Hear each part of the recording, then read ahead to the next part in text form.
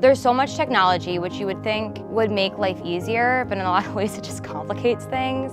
Dealing with relationships. Managing like work and school at the same time. So one of my long-term goals is to write a book one day. When you have all your eggs in this basket, you really hope it doesn't break. My life goal is to be a film actor. I'm just a kid with dreads. Like, who's gonna want to hire me to play the lead role? I hope to be successful in the different avenues of music. I do doubt, will they like me as an artist? I'm struggling with getting Instagram followers, and it's like really.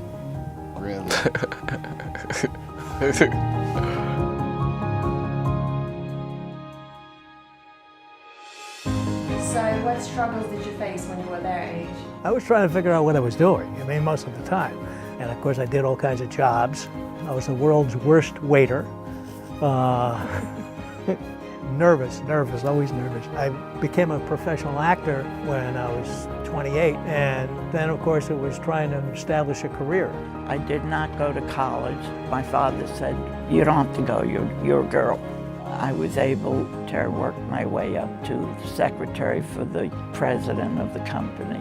I was born in Paris, France in 1931, and I came up here to the States. By that time I was 20 years old. I was a young man, and as a young man you're not too sure of yourself. My first job was 2 weeks in the junkyard. Then I was a taxi cab driver. Then I worked for a steel mill, and then got a job in sales. And I always had a yearning to get further ahead, because I like to use my mind as well as my muscles. Self-determination and tenacity. That's what saved my butt. I basically raised myself. I had my first son at 18 and my second son at 19. The challenges were being young, still wanting to have a certain amount of freedom.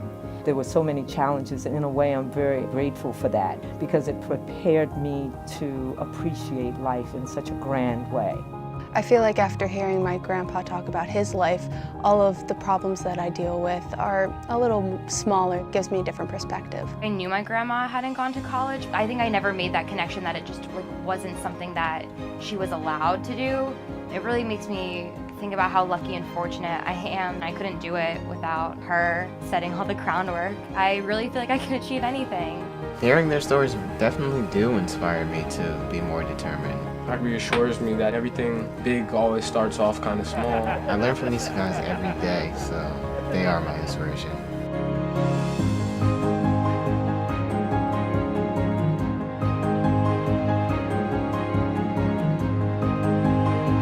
You have like better style, better taste, I think. In what? In everything. I thought you were going to say men. men.